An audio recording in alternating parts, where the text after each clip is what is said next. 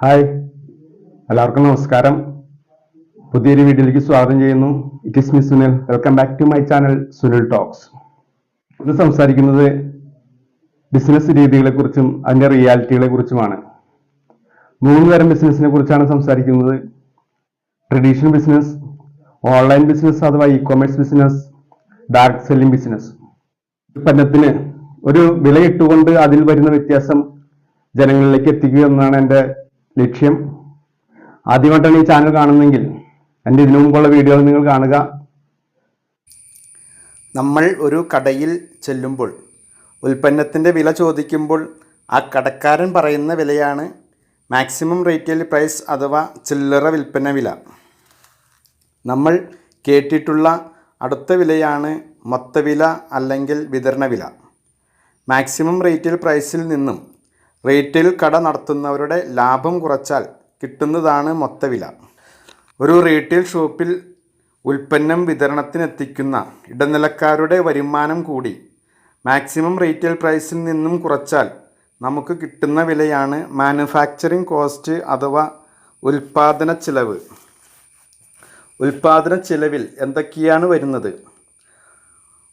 ഉൽപ്പാദകൻ്റെ profit, പണിക്കൂലി അഥവാ labour charge, ഉൽപ്പന്നം നിർമ്മിക്കുന്നതിനാവശ്യമായ പദാർത്ഥങ്ങളുടെ വില എന്നിവ ഉൾപ്പെടുന്നതാണ് മാനുഫാക്ചറിംഗ് കോസ്റ്റ് അഥവാ ഉൽപ്പാദന ചെലവ്.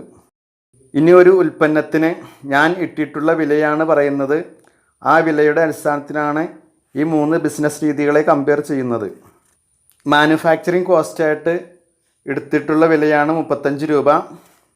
35 രൂപ മാനുഫാക്ചറിംഗ് കോസ്റ്റ് വരുന്ന ഉൽപ്പന്നത്തിൻ്റെ മാക്സിമം റീറ്റെയിൽ പ്രൈസായിട്ട് എടുത്തിട്ടുള്ളത് 120 രൂപയാണ്. അതിൻ്റെ മൊത്തവില ഡിസ്ട്രിബ്യൂഷൻ പ്രൈസായിട്ട് എടുത്തിട്ടുള്ളത് 105 രൂപയാണ്. ഓൺലൈൻ പ്രൈസ് അഥവാ ഇ കൊമേഴ്സ് പ്ലാറ്റ്ഫോമിൽ നിന്നും ലഭിക്കുന്ന വിലയാണ് 100 രൂപ. റിയാലിറ്റി ഇൻ ട്രഡീഷണൽ ബിസിനസ് അഥവാ പരമ്പരാഗത ബിസിനസ്സിൽ എന്ത് നടക്കുന്നു എന്നുള്ളതാണ് ഇനി നോക്കുന്നത്. ഒരു കസ്റ്റമർക്ക് കടയിൽ നിന്നും ഈ ഒരു ഉൽപ്പന്നം വാങ്ങുമ്പോൾ 120 രൂപ, അതായത് മാക്സിമം റീറ്റെയിൽ പ്രൈസ് കൊടുക്കണം. അപ്പോൾ മാക്സിമം റീറ്റെയിൽ പ്രൈസിൽ നിന്ന് അതിൻ്റെ മാനുഫാക്ചറിങ് കോസ്റ്റ് കുറയ്ക്കുമ്പോൾ നമുക്ക് എത്ര രൂപ കിട്ടുമെന്ന് നോക്കാം. 120ൽ നിന്ന് 35 രൂപ കുറയ്ക്കുമ്പോൾ 85 രൂപയാണ് കിട്ടുക. ഈ ഒരു ഉൽപ്പന്നം കടയിൽ കൂടെ കച്ചവടം ചെയ്യുമ്പോൾ 85 രൂപ ആർക്കാണ് ലഭിക്കുന്നത്? ഇടനിലക്കാർക്ക് ലഭിക്കുന്നു.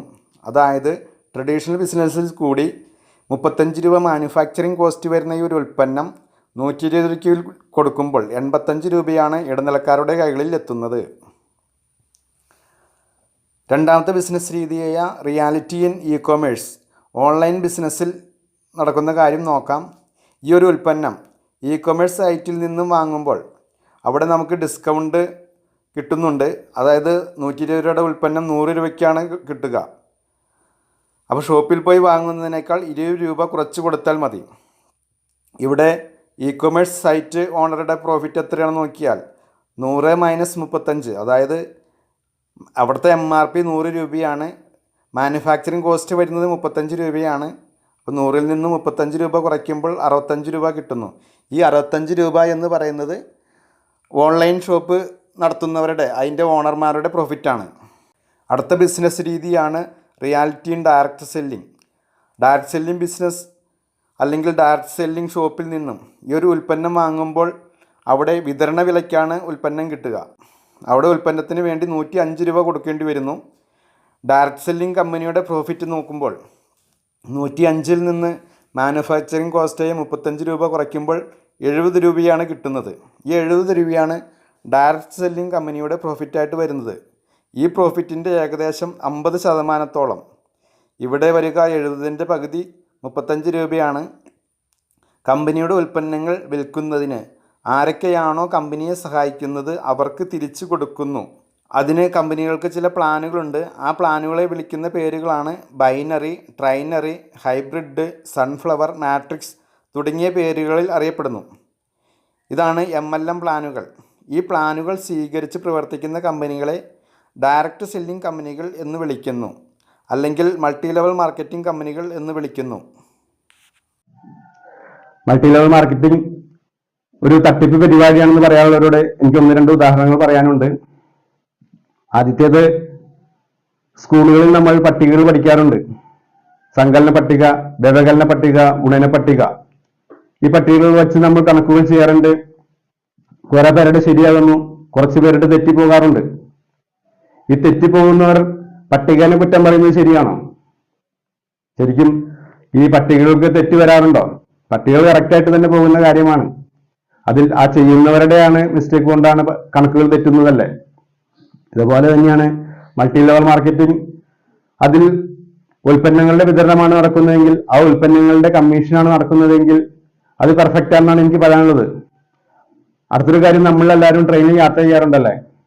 ട്രെയിനിൽ പോകുന്നവർ ചിലർ ടിക്കറ്റ് എടുക്കും, ചിലർ ടിക്കറ്റ് എടുക്കാണ്ട് യാത്ര ചെയ്യുന്നവരുണ്ട്. അവർ പറയുന്നത് എന്താണ്? ഞാൻ കള്ളവണ്ടി കയറിപ്പോയി. ട്രെയിനെയാണ് കുറ്റം വയ്ക്കുന്നത്.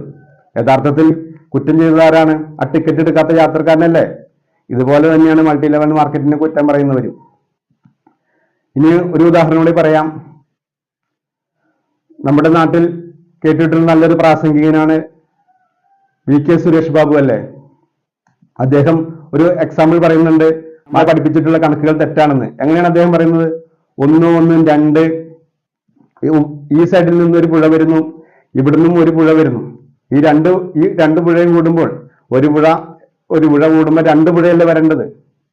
അതങ്ങനെ ചിന്തിക്കുന്നത് ശരിയാണ്. 2 പുഴയില്ലല്ലോ, ഒരു പുഴയല്ലേ, ഒരു വലിയ പുഴ എന്നാണ് അദ്ദേഹം പറയുന്നത്.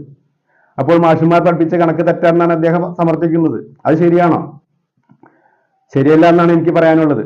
കാരണം ഒരു പുഴ എന്നത് പറയുമ്പോൾ ആ പുഴയിൽ എന്താണ് വരുന്നത്, എന്താണ് നമുക്ക് ഫീൽ ചെയ്യുന്നത്? ആ പുഴയിൽ വെള്ളത്തിനെയാണ് സൂചിപ്പിക്കുന്നതല്ലേ. ആ വെള്ളത്തിന് ഒരു അളവുണ്ട്. ഒരു പുഴയിൽ ഒരു 50,000 ലിറ്റർ വെള്ളമാണെങ്കിൽ, ഇപ്പുറത്ത് വരുന്ന പുഴയിൽ ഒരു 50,000 60,000 ലിറ്റർ വെള്ളമാണെങ്കിൽ, ഈ 2 പുഴയിലെ വെള്ളം കൂടി ആ വലിയ പുഴയിൽ ഉൾക്കൊള്ളണമല്ലേ. അപ്പോൾ 50,000 60,000 കൂടി 1,10,000 ലിറ്റർ വെള്ളം ആ വലിയ പുഴയിൽ ഒഴുകുന്നുണ്ടാവണം. ഇവിടെയാണ് കണക്ക് കറക്റ്റ് ആകുന്നത്. അങ്ങനെ സംഭവിച്ചില്ലെങ്കിൽ 2 പുഴയിലും വെള്ളപ്പൊക്കം ഉണ്ടാവുമല്ലേ. ഇത് തന്നെയാണ് എനിക്ക് പറയാനുള്ളത്. ഇതുപോലെയാണ് ഈ ബിസിനസ് രീതി ആൾക്കാർ തെറ്റിദ്ധരിപ്പിച്ചുകൊണ്ടിരിക്കുന്നത്. നിങ്ങൾക്ക് ഇത്രയും കാര്യങ്ങൾ വ്യക്തമായിട്ട് മനസ്സിലായിട്ടുണ്ടെന്ന് ഞാൻ കരുതുന്നു. ഇതിനെക്കുറിച്ചുള്ള നിങ്ങളുടെ സംശയങ്ങൾ കമന്റ് ബോക്സിൽ രേഖപ്പെടുത്തുക. We have Dr. Thomas Joseph Thonguri, Associate Professor, Gulati Institute of Finance and Taxation. He's a subject specialist in direct selling, government of Kerala.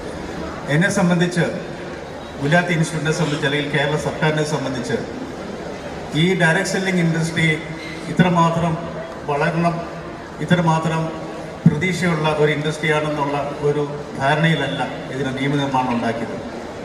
ആ കാലഘട്ടത്തിലൊക്കെ ചെറുപ്പക്കാർ ഡയറക്റ്റ് സെല്ലിംഗ് ഇൻഡസ്ട്രി, ആംബെ പോലെയുള്ള കമ്പനിയിലൊക്കെ വർക്ക് ചെയ്ത് ഒത്തിരി ദുരിതം അനുഭവിച്ച് ജയിലിലടയ്ക്കപ്പെട്ട ഒരു സമയത്താണ് സർക്കാർ ഞങ്ങളോട് ഈ ഇൻഡസ്ട്രിയെക്കുറിച്ച് പഠിക്കുവാനും ഇതിനാവശ്യമായ നിയമനിർമ്മാണം ഉണ്ടാക്കുവാനൊക്കെ ആവശ്യപ്പെട്ടത്. ആ ഒരു സാഹചര്യത്തിലാണ് 2014 ഗുലാത്തി ഇൻസ്റ്റിറ്റ്യൂട്ട് ഒരു ഗൈഡ് ലൈൻ ഇറക്കി. അതിൻ്റെ പശ്ചാത്തലത്തിൽ ഗവൺമെൻറ് ഓഫ് ഇന്ത്യ 2016 ഒരു ഗൈഡ് ലൈൻ ഇറക്കി. അതിൻ്റെ പശ്ചാത്തലത്തിലാണ് ധാരാളം കമ്പനികൾ ഇന്ത്യ ആകമാനം ഉടലെടുത്തത്. പിന്നീട് അങ്ങോട്ട് ഒരു വിപ്ലവകരമായ മാറ്റമായിരുന്നു.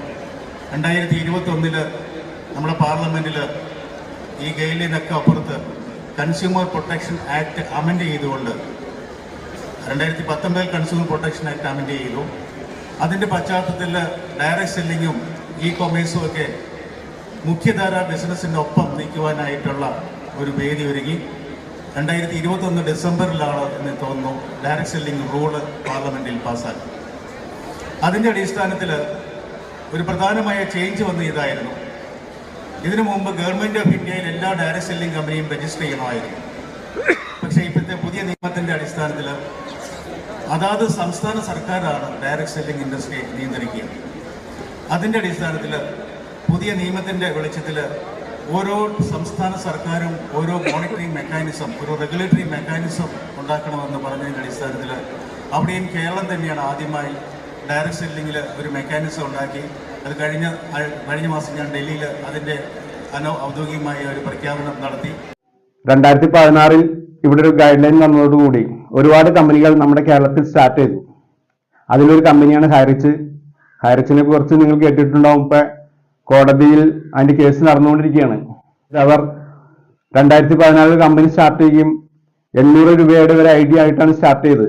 തുടർന്ന് നിയമങ്ങൾ വന്നിട്ടുണ്ടെങ്കിലും എന്താണ് നിയമങ്ങൾ എന്ന് മറ്റുള്ളവർക്ക് അറിയാത്തത് കൊണ്ട് അവരൊരു മൾട്ടി പോയിന്റ് മാർക്കിന്റെ സിസ്റ്റമാണ് ഇവിടെ പുതിയ നിയമമെന്നും ജനങ്ങളെ പറഞ്ഞു പറ്റിക്കാൻ അവർക്ക് സാധിച്ചു. തുടർന്ന് അവർ 5 ലക്ഷം ഇട്ടാൽ 55 ലക്ഷമായിട്ട് തിരിച്ചു തരാമെന്നൊരു വാഗ്ദാനം നൽകി ജനങ്ങളിൽ നിന്ന് ഫണ്ട് കളക്ട് ചെയ്യാൻ അവർക്ക് സാധിച്ചു. എന്നാൽ മൾട്ടി ലെവൽ മാർക്കറ്റിംഗിന് വന്നിട്ടുള്ള നിയമത്തിൽ ഇങ്ങനൊരു ഫണ്ട് കളക്ഷൻ ഇല്ല. അതായത് ഉൽപ്പന്നങ്ങൾ വിതരണം ചെയ്തുകൊണ്ട് അതിന്റെ കമ്മീഷനാണ് വിതരണം ചെയ്യേണ്ടതെന്നുള്ള കൃത്യമായ റൂൾ ഗവൺമെന്റ് കൊണ്ടുവന്നു. അതുകൊണ്ടാണ് അവർക്കെതിരെ കേസെടുക്കുന്ന അവസരം ഉണ്ടായിട്ടുള്ളത്. ജനങ്ങളെ ഒരുപാട് കമ്പനികൾ പറ്റിക്കുന്നുണ്ടെന്ന് പറഞ്ഞ് ഒരുപാട് യൂട്യൂബ് ചാനലുകൾ ഇതിനെതിരെ നല്ല രീതിയിൽ പ്രചരണം നടത്തുന്നുണ്ട്. അവര് മണി ചെയിനെതിരെയുള്ള പ്രവർത്തനമാണ്, ആളുകളെ പറ്റിക്കുന്നതിൽ നിന്ന് ഞങ്ങൾ രക്ഷിക്കുകയാണ് ചെയ്യുന്നതെന്ന് പറഞ്ഞാൽ പറയുന്നത്. പക്ഷെ അവരുടെ ചാനലുകൾ നിങ്ങളൊന്ന് കൃത്യമായിട്ട് പരിശോധിച്ചാൽ ആ ചാനലുകളിൽ ഏതെങ്കിലും എന്താണ് ഡയറക്ട് സെല്ലിംഗ് എന്നും എന്താണ് മൾട്ടി ലെവൽ മാർക്കറ്റിംഗ് എന്നും എന്താണ് മൾട്ടി ലെവൽ മാർക്കറ്റിംഗ് പ്ലാനുകളെന്നെ കുറിച്ചും അവർ എന്തെങ്കിലും ഡീറ്റെയിൽസ് നിങ്ങൾക്ക് തന്നിട്ടുണ്ടോ എന്നൊന്ന് പരിശോധിച്ച് നോക്കുക. അവര് ഗവൺമെന്റ് ഇപ്പൊ ചെയ്തതുപോലെ തന്നെയല്ലേ അവരും ചെയ്തുകൊണ്ടിരിക്കുന്നത്. ഗവൺമെന്റിയുടെ നിയമം കൊണ്ടുവന്നു, അതെന്താണെന്ന് ജനങ്ങളെ അറിയിച്ചില്ല. അതുപോലെ തന്നെ അതെന്താണെന്ന് ഈ യൂട്യൂബ് ചാനലുകാരും നിങ്ങളെ അറിയിക്കുന്നില്ല. യഥാർത്ഥത്തിൽ ഹൈറിച്ചുകാരെ പറ്റിച്ചിട്ടുള്ളത് അവരുടെ കമ്പനി മാനേജ്മെന്റ് തന്നെയാണ്. അവർ ഗവൺമെന്റ് ഇവിടെ കൊണ്ടുവന്ന നിയമത്തെ അനുസരിക്കാതെ ജനങ്ങളെ പറ്റിക്കുന്നതിൽ അവർക്ക് വിജയിക്കാൻ സാധിച്ചു. അതുകൊണ്ട് എനിക്ക് നിങ്ങളോട് ഹൈറിച്ച് കമ്പനിയിൽ ഇപ്പോഴും ഹൈറിച്ച് തിരിച്ചു വരുമെന്ന് പറഞ്ഞിരിക്കുന്നതോട് എനിക്ക് പറയാനുള്ള കാര്യം, നിങ്ങൾ ഹൈറിച്ച് മാനേജ്മെന്റിനെതിരെ കേസുകൾ കൊടുക്കുക എന്ന് തന്നെയാണ്. കാരണം ആ കമ്പനി മാനേജ്മെന്റിനെ മാതൃകപരം ശിക്ഷിച്ചുകൊണ്ട് ഒരു സന്ദേശം എല്ലാവർക്കും കൊടുക്കണമെന്നാണ് എനിക്ക് ഗവൺമെന്റിനോട് പറയാനുള്ളത്. അത് നല്ല രീതിയിൽ പ്രവർത്തിക്കുന്ന കമ്പനികളുടെ ലിസ്റ്റ് പ്രഖ്യാപിക്കാൻ ഗവൺമെന്റ് എത്രയും പെട്ടെന്ന് നടപടികൾ സ്വീകരിക്കണം എന്നാണ് എനിക്ക് ആവശ്യപ്പെടാനുള്ളത്. ഡയറക്ട് സെല്ലിംഗ് മേഖലയെ നല്ല രീതിയിൽ നോക്കിക്കാണുന്ന, നെറ്റ്വർക്കിന് ഇഷ്ടപ്പെടുന്ന ഒരുപാട് നല്ല ഡിസ്ട്രിബ്യൂട്ടേഴ്സും നല്ല ലീഡേഴ്സുമാരും ഇന്ന് ഇൻഡസ്ട്രിയിലുണ്ട്. അവരോടാണ് എനിക്കിനി പറയാനുള്ളത്. ഗവൺമെന്റിൽ പ്രഷർ ചെലുത്തിക്കൊണ്ട് കമ്പനികളുടെ നല്ല രീതിയിൽ പ്രവർത്തിക്കുന്ന കമ്പനികളുടെ ലിസ്റ്റ് പ്രഖ്യാപിക്കാൻ ഗവൺമെന്റ് സമ്മർദ്ദം ചെലുത്തണമെന്നാണ് എനിക്ക് ആവശ്യപ്പെടാനുള്ളത്. അടുത്തതായിട്ട് ഒരു നിർദ്ദേശമാണ് ഞാൻ മുന്നോട്ട് വയ്ക്കുന്നത്. ഡയറക്ട് സെല്ലിംഗ് മേഖലയെ സ്നേഹിക്കുന്നവർക്കായിട്ടാണ് എൻ്റെ ഈ ആശയം മുന്നോട്ട് വയ്ക്കുന്നത്.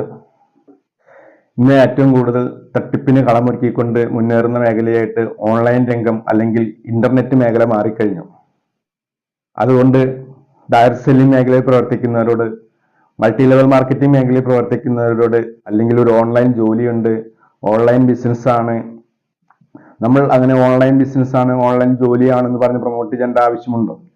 ഇതിന് ഞാൻ നിർദ്ദേശിക്കുന്ന പേരാണ് ടീം ബിൽഡിംഗ് ബിസിനസ്. അതിൽ ഏറ്റവും അഭികാമ്യമായ പേര്, ഓൺലൈൻ രംഗത്ത് ഏറ്റവും കൂടുതൽ തട്ടിപ്പിന് ഇരയായിട്ടുള്ളവരുടെ നോക്കിക്കഴിഞ്ഞാൽ ഡോക്ടേഴ്സ്, എഞ്ചിനീയേഴ്സുമാരെ തുടങ്ങിയ അതിവിദ്യാസമ്പന്നരായ ആളുകളെയാണ് പറ്റിച്ചുകൊണ്ടിരിക്കുന്നത്.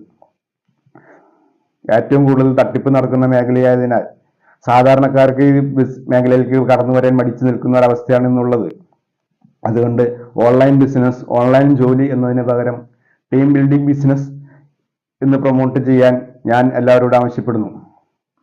കാരണം ഇതൊരു ടീം ബിൽഡിംഗ് ബിസിനസ് തന്നെയാണ്. നമ്മളിവിടെ ടീമാണ് ക്രിയേറ്റ് ചെയ്യുന്നത്. അതുകൊണ്ട് മൾട്ടി ലെവൽ മാർക്കറ്റിംഗ് കൃത്യമായിട്ട് എല്ലാവരും മനസ്സിലാക്കുക. It is A team building business. അതുകൊണ്ട് ഈ ആശയം എല്ലാവരും പ്രൊമോട്ട് ചെയ്യണം, എല്ലാവരും ഏറ്റെടുക്കണം എന്നാണ് എനിക്ക് പറയാനുള്ളത്. ഞാൻ എൻ്റെ ചാനൽ ത്രൂ പ്രൊമോട്ട് ചെയ്യുന്ന കാര്യമാണ് ജീവിതത്തിൽ വിജയിക്കാൻ അൺഎംപ്ലോയ്മെന്റ് സീറോ ആക്കുക എന്നതാണ്. ഈ മുദ്രാവാക്യം എല്ലാ നെറ്റ്വർക്കേഴ്സും, എല്ലാ ഡയറക്ട് സെല്ലിംഗ് മേഖലയിൽ പ്രവർത്തിക്കുന്നവരും ഏറ്റെടുക്കണം എന്നാണ് എനിക്ക് പറയാനുള്ളത്. കാരണം ഒരു സാധാരണക്കാരന് ഇവിടെ മറ്റൊരു വരുമാന മാർഗമില്ല. അവന് തുച്ഛമായ ശമ്പളത്തിൽ ജോലി ചെയ്യേണ്ട അവസ്ഥയാണ് എന്നുള്ളത്. കാരണം എന്താണ്? ഈ അൺഎംപ്ലോയ്മെന്റ് ലിസ്റ്റ് തന്നെയാണ് ശമ്പളം വർദ്ധിപ്പിക്കുന്നതിന് തടസ്സമായിട്ട് നിൽക്കുന്നതും അൺഎംപ്ലോയ്മെന്റ് ലിസ്റ്റാണ്.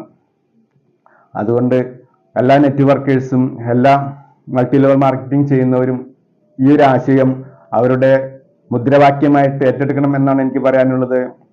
ജീവിതത്തിൽ വിജയിക്കാൻ അൺഎംപ്ലോയ്മെന്റ് ലിസ്റ്റ് സീറോ ആക്കുക.